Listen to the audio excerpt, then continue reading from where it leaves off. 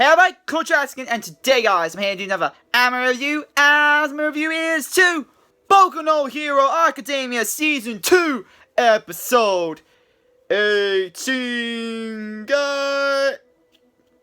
Yeah, man, my numbers are bad. Episode 18, guys, so, and by the way, guys, sorry for this review being late.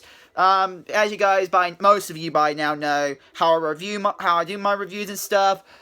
Pretty much, I won't review the anime unless I'm like free at the max days late. If I'm three days late, I will more likely not review a said episode, and if I end up missing 2 or 3 episodes in a row, or like I miss multiple episodes, I will stop reviewing the said anime. But I try to make my best to make sure I don't skip and not review the rest of the series. But anyway, I'm here to review Boku no Hero Academia Season 2, Episode 18. So let's get into it. So guys, in this episode, it's pretty much focused on the aftermath after the incident with Killer Stain. And most of this episode was mainly just showing what actually happened. Like all the news, after what's happened to Midori, Ide, and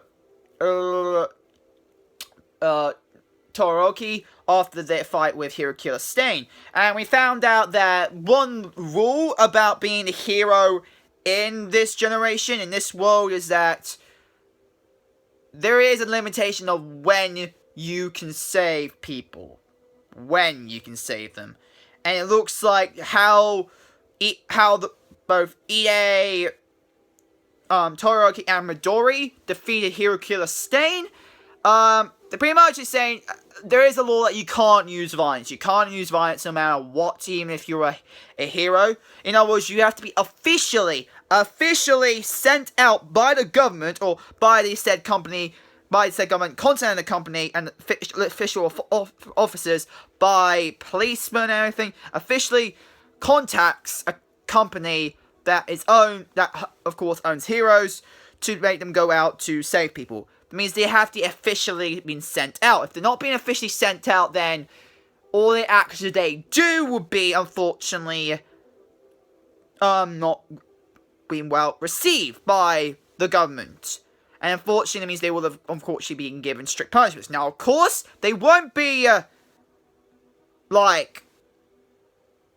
arrested or, being, put into, a criminal sentence or anything. They will just get, a punishment. A punishment that will, unfortunately, be somewhat severe.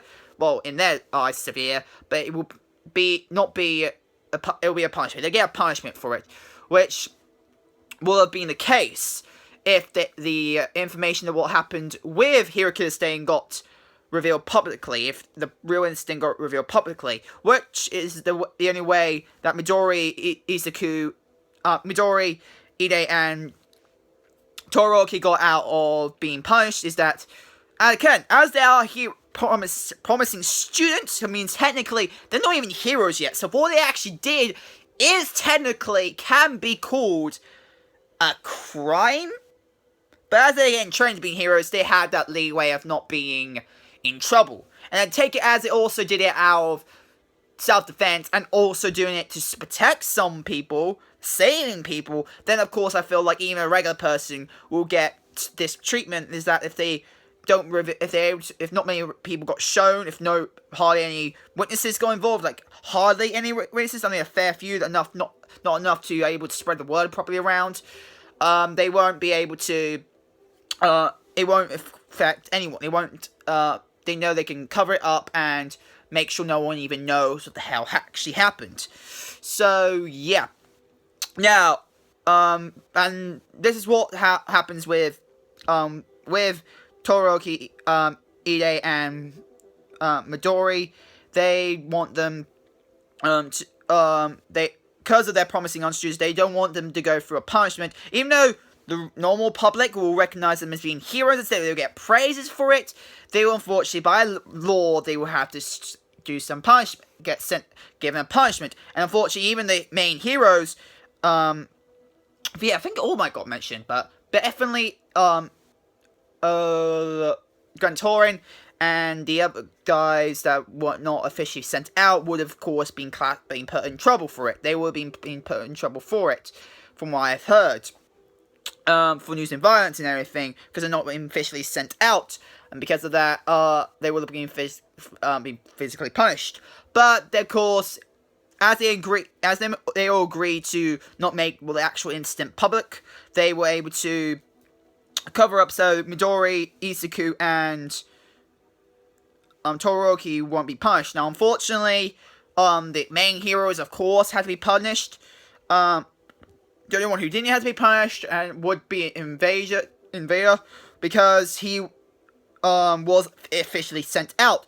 And the actual incident with Hirokiller Stain, he had been brought up to be the one to arrest him. So that's how they were able to cover it up. They made Invader, who, of course, being the number 2 hero, it was quite obvious that he would be one of the easiest heroes to be recognized, and understand why he actually can pull off arresting Hirokiller Stain. Now, let's go with the Hirokiller Stain thing. Hirokiller Stain.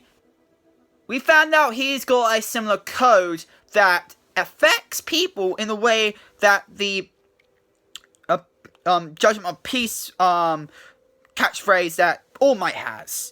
And pretty much it will bring people to feel out justice and everything. But in this case, Hirokiller Stain's technically catchphrase is that he wants to bring too much to kill the killer hero.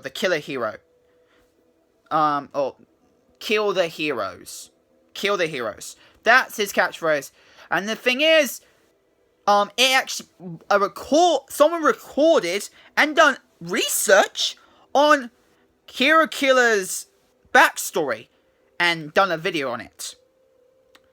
And we find out here again, it was quite obvious from what I've actually seen from the anime, because I think I mentioned in my reviews that he possibly wanted to become a hero, but sooner they found out that the actual hero system is not the way he thought it was going to be, and so in the first year just a few months after his first year in school, he dropped out. He dropped out of school, the hero school he was on, and trying to spread the word, and normally spread the word, publicly speak out about trying to be a true hero and everything, but no one was pretty much listening, and he started to train himself and use killing techniques and stuff, so he can pretty much bring down these fake heroes and bring back the true heroes, the ones who have to sacrifice everything they have, so they can protect everyone. That's the kind of hero he reminds. All Might is like that. He sacrificed everything to become a hero, to save people. And that's the kind of hero he wanted to be, and what the heroes he wants back. So that's the reason why he's been killing all these fake heroes, because these are not proper heroes. They didn't sacrifice anything to become heroes. They just got trained by the government, and the government officially made them heroes. But they're not doing it because they fully want. Well, again, they want to, but they don't want to. Right? Enough that they want to sacrifice everything they have, except maybe humans and stuff, because after all, they're heroes. But it will sacrifice the majority of what they have. Example, if they lost their parents and they wanted to defeat evil because of that, that was the kind of, back with the situation of Batman and everything, and with, destruction of the home planet, like Goku and Superman. He wants heroes like that to come back, and that's the reason why he did what he does, so he can influence pretty much the real heroes to come back and kill off the fake heroes. And because of this video game recorded about him talking about this, it started to influence other people. And again, as it's the symbol of peace, catchphrase that All Might use, it has a similar effect. It has a similar effect as All Might's catchphrase, symbol of peace, or the symbol of justice. I can't fully remember all the catchphrase of his catchphrase, but something like that. And pretty much killing the heroes catchphrase, that I think something like that. That's a catchphrase that Hero Killer uses, and it's spread around pretty much surprising on the internet and influencing a lot of people to cause crime so they can also bring true heroes back, or use that line, using that to influence them to go and kill people and, harm people. And we saw potential villains we're going to see in the series doing exactly that. And we've got some of the characters, so we've got some character introduction. Now we didn't get their names, but these villains we see there and there, these are the people who are going to form a group called the Hero Killer Stain organization. That's what they call themselves, because they're a group that admires Hero Killer Stain about what he was doing, the stuff he's been doing, and pretty much they form this group to pretty much do what Hero Killer Stain wanted to do. And I can't wait for what the rest of the series is going to be like about that. So that's interesting. And next, the situation with the norms about All For One. And yes, it seems like All Might is keeping something secret from Midori. And also, the person that All Might was fighting, who got him that freaking hole in the stomach, it couldn't be healed, and because of that, part of the reason why he had to transfer his power, because he can't no longer properly use it, he had to give it to a new successor, because of this injury he has. We found out, even though he said he killed him, we found out he's alive. So he was shocked about that, like, the possibility he's still alive, because the incidents that were going on was similar to the incidents that the person All Might was facing, and especially this person, the person All Might faced was the one that seems to have killed his old master, pretty much the original owner of All For One, Grand Torrent's friend, and of course the original owner of All For One before All Might. And that's the person that All Might's been facing, is the person who killed and defeated, I take it, the original owner of All For One before All Might. So that is something that could be that's interesting to learn about. But overall, that's what we got through the recent in this episode. But definitely the aftermath and the foreshadowing what we're gonna expect from the rest of the series. The reason why these heroes are these villains. Why we're going to see these villains again is obviously because they admire for what Hero Killer Stain does things, and they want to do the exact same things he was doing to bring forth true heroes again. To bring out the ones that sacrificed everything so they can protect the good. And that's how the kind of heroes they want, so they're going to commit evil, so they can take away the fake heroes and la-da-da. And that's all got, and that's really it. Animation quality, pretty good. Nothing like spectacular happened in the series episode, but definitely good. Now, I've got to say, this one crazy girl, god damn, she fucking smashed that guy's head. Ooh, like, the head's no longer there. I was like, whoa, I didn't expect that.